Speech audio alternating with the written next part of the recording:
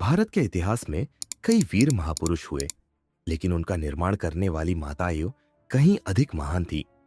उन्हीं में से एक थी माता जीजाबाई, जिन्होंने छत्रपति शिवाजी महाराज जैसे महान योद्धा को जन्म दिया। जीजाबाई का जन्म 12 जनवरी 1598 को हुआ था।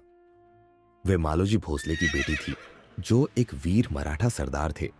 बचपन से ही वे राजनीति और युद्ध नीति में रुचि रखती थी। 1605 में उनका विवाह शाहजी भोसले से हुआ, जो एक प्रभावशाली मराठा सरदार थे। शाहजी भोसले की राजनीतिक स्थिति कठिन थी।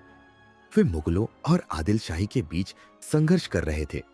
इस कारण जीजाबाई को अपने पुत्र शिवाजी के साथ पुणे भेज दिया गया। वहां उन्होंने अपने बेटे को स्वराज की महान परिकल्पना सिखाई।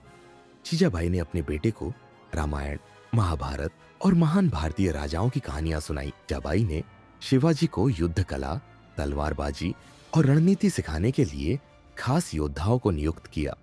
वे खुद भी अभ्यास देखती और शिवाजी को प्रोत्साहित करती।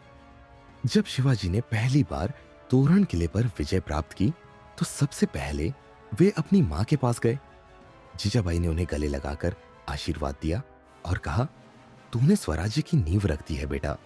जीजाबाई का जीवन देश और धर्म के लिए समर्पित था।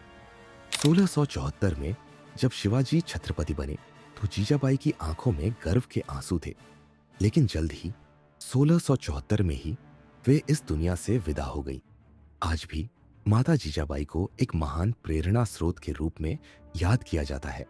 उनकी शिक्षाओं और आदर्शों ने मराठा साम्राज्य की नींव रखी और भारत के इतिहास में स्वर्ण अक्षरों में उनका नाम लिखा गया।